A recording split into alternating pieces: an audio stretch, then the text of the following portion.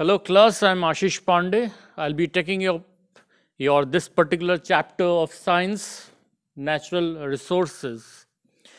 We shall be finishing up this chapter, dealing with this chapter, understanding this chapter in multiple ways. First of all, in this video lecture will be in two parts. First of all, you will be able to understand what are the different jargons, what are different vocabulary, and what are the different areas in which we need to work in this particular chapter.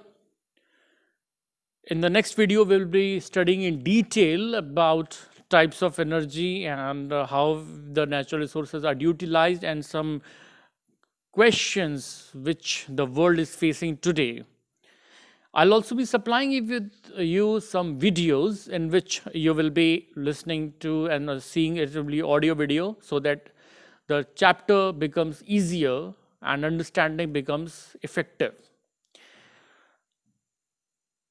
Now, in all these things, we should not forget our class 10th board examination. And I'm sure with your other subjects and other chapters of this particular subject, you are making notes properly, keeping in view the class 10th board examination.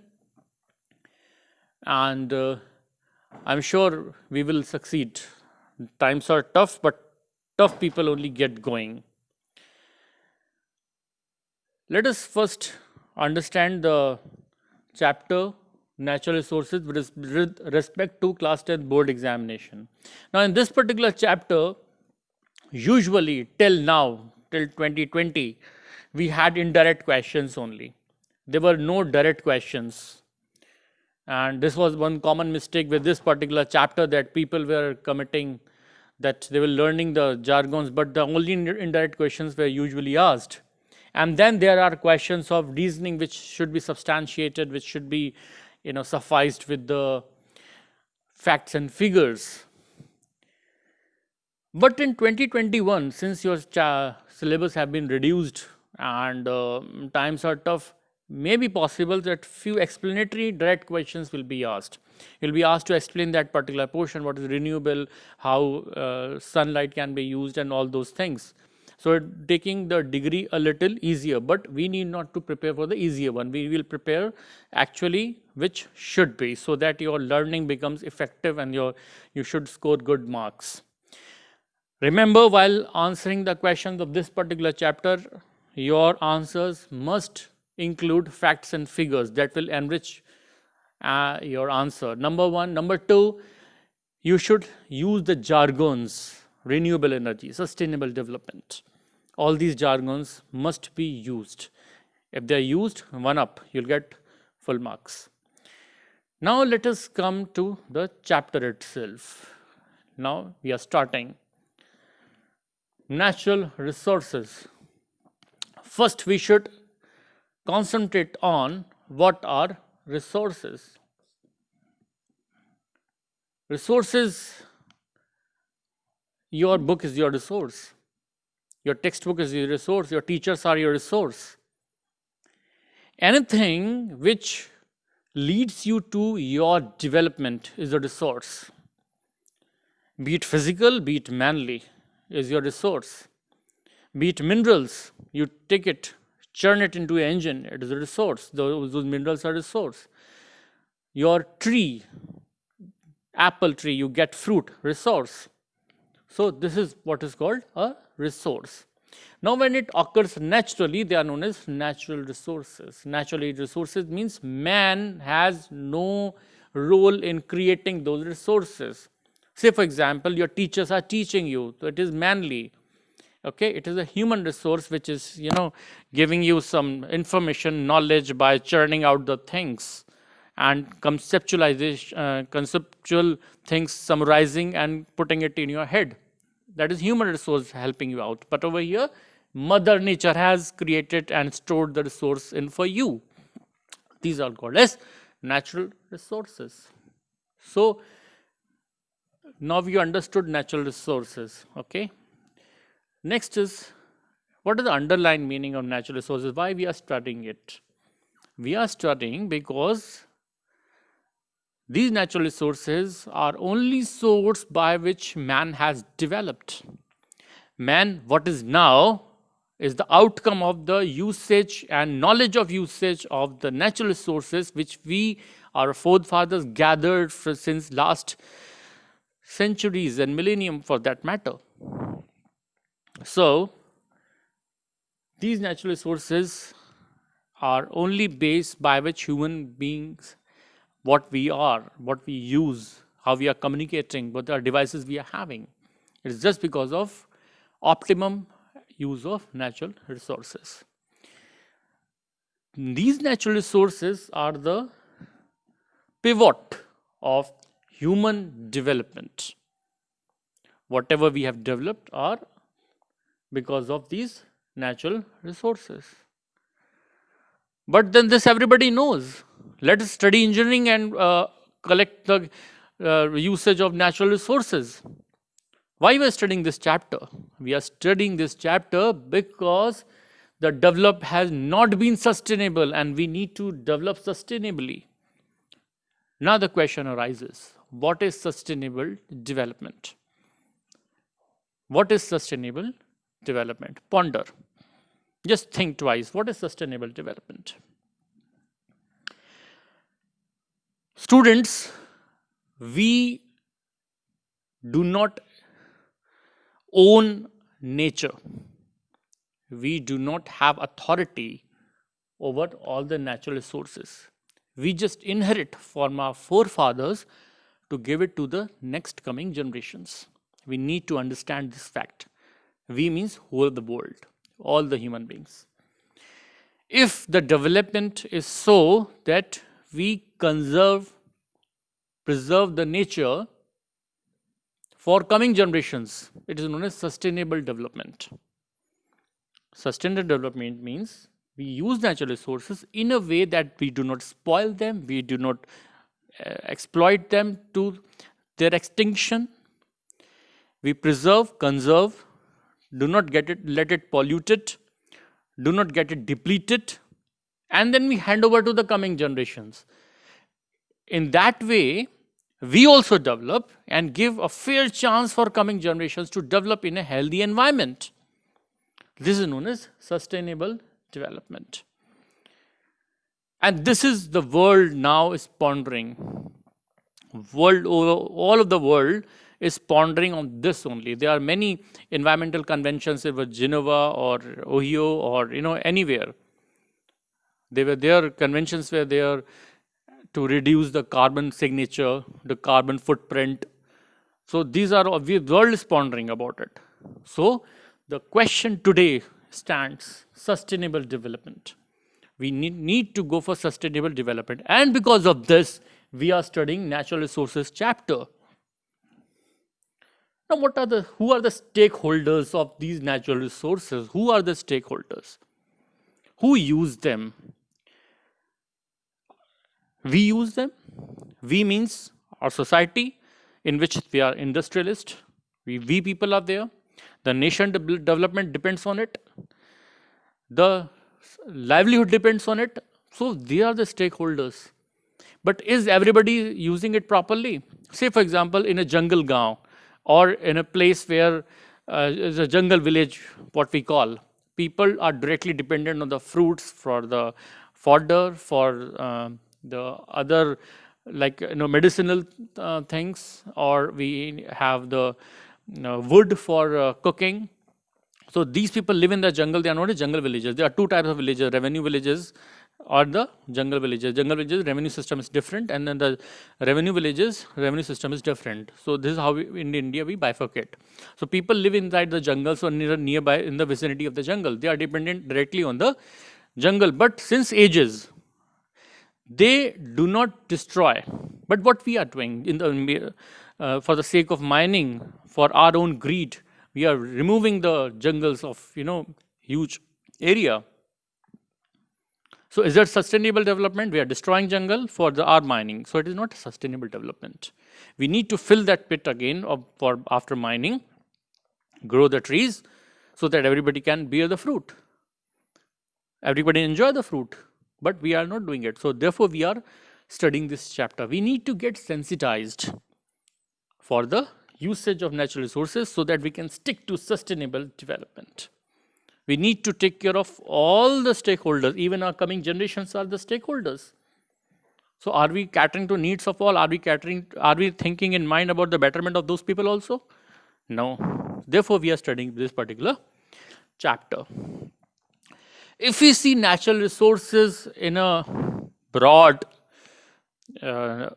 sense, we can classify them into renewable and non-renewable resource. Now, these two resources, what are the differences and how we categorize? Before we move further, let me first discuss one important concept. What is an engine?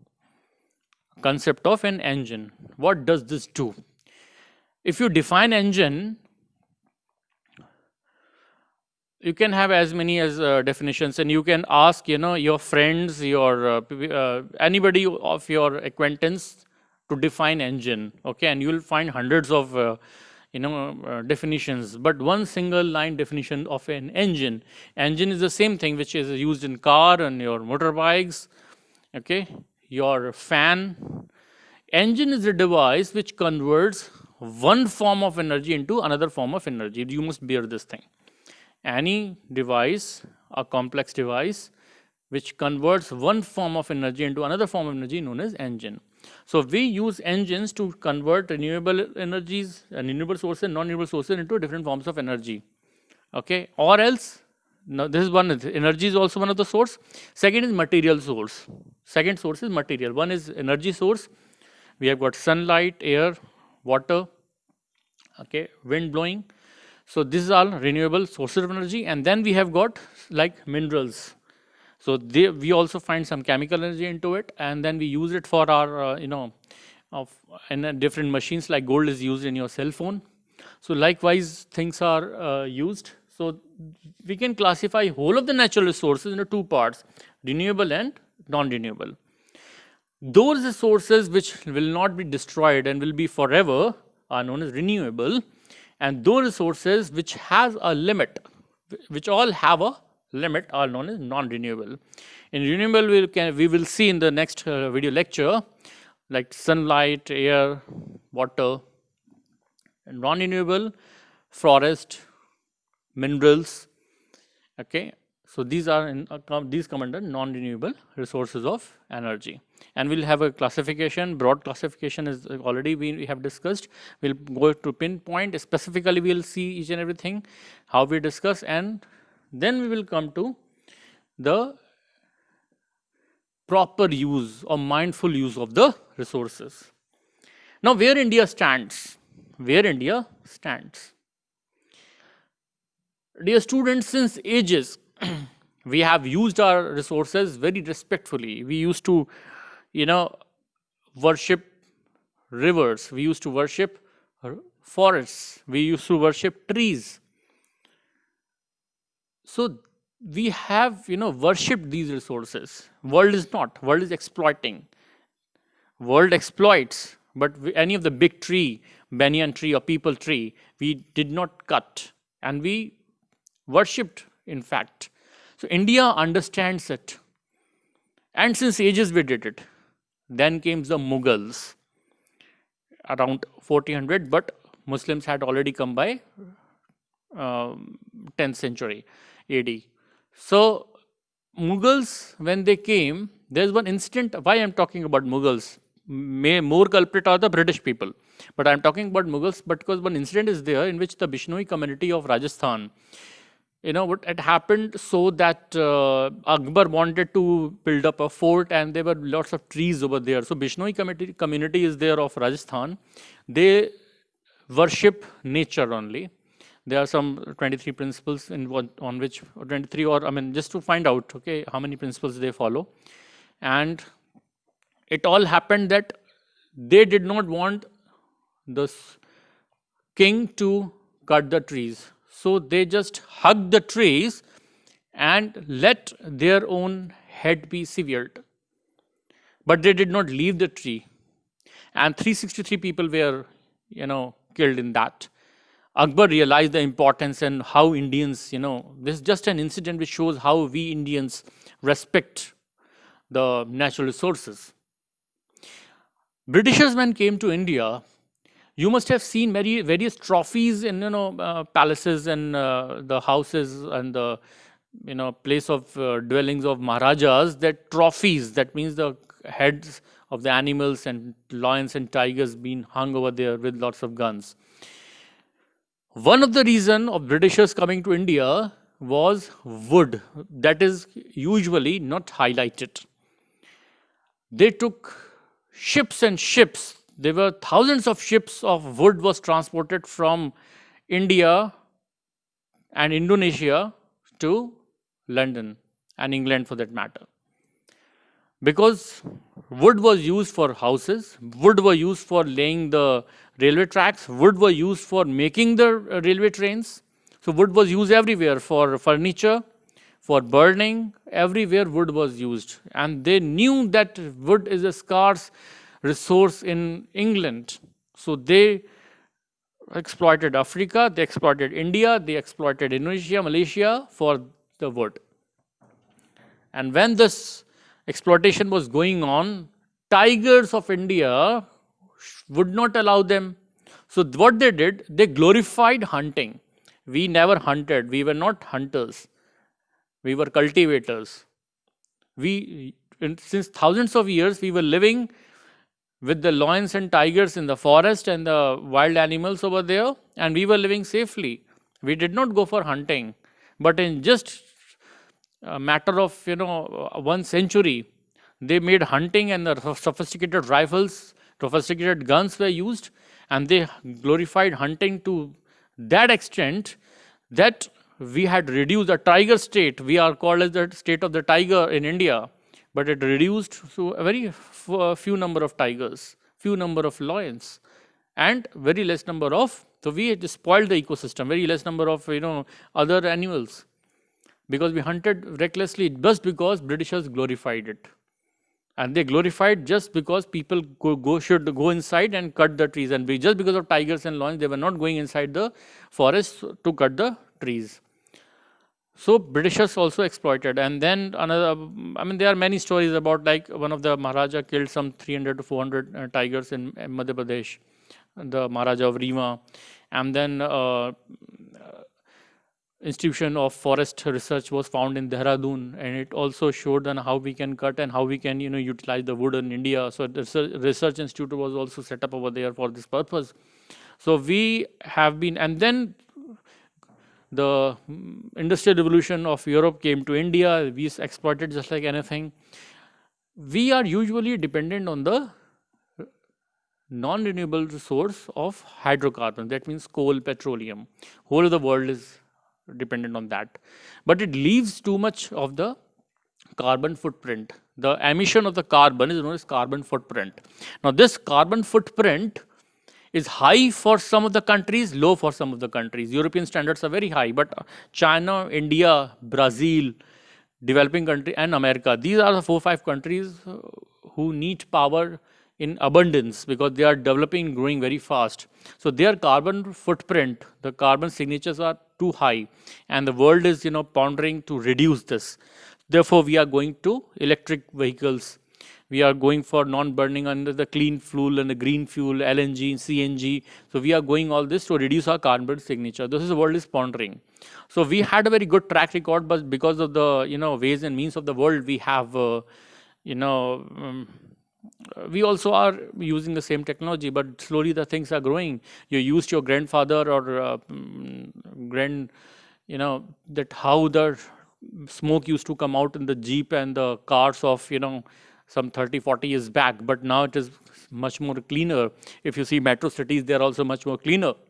Work is going on, but it should go even in higher pace, because it's not only carbon footprint and depletes the petroleum and other hydrocarbons, but also it pollutes the air around us. Air quality index, what it is called as, it reaches high in Delhi, and then the whole of the Delhi is shut down around Diwali because haze is also there. So this is what we will ponder in this particular chapter, and what are the different conferences which have taken place in Rio, then Geneva, okay, and Kyoto Protocol is there, Rio Protocol is there, then Geneva Protocol is there. These are the some environmental conferences were there, and whole of the world agreed upon few of the points to reduce the carbon signature and reduce the dependency on the renewable non-renewable sources. Okay, reduce the dependency on non-renewable sources so that we can have a sustainable development. These questions will be asked over here in the board. In the next video lecture, we are going to see different types of renewable and how they are used, different types of non-renewable, how they are used, and how they pollute and how they not pollute, and what are the optionals we have. So we'll study in a fair amount of these things, and we'll have a question answer session also, in which I'll be supplying you with some notes. Today I'll be supplying you with the an animated video, so that you can have a better understanding of the chapter natural resources. Thank you.